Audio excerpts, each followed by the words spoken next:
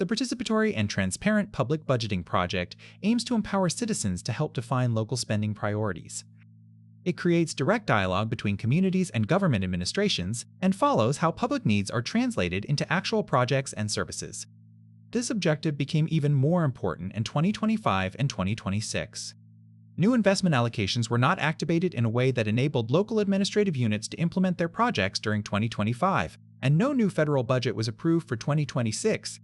In this context, Ther Development Center, with support from the National Endowment for Democracy, conducted 10 community dialogue sessions across 8 administrative units in Diwaniyah Governorate.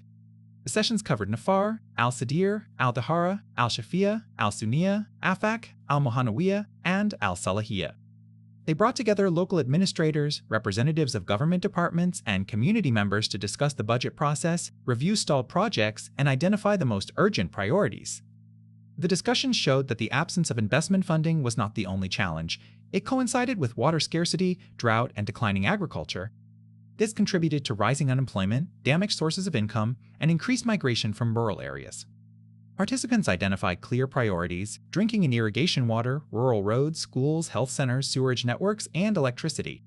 The sessions also recommended preparing implementation-ready projects for when funding becomes available.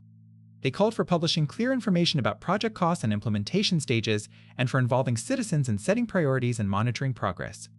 The recommendations also called for farming methods that are more resilient to drought, wider use of solar energy, and systematic documentation of climate change impacts for submission to the relevant authorities. When investment funding is absent, community participation does not become less important, it becomes more necessary so that future budgets address the real needs of citizens.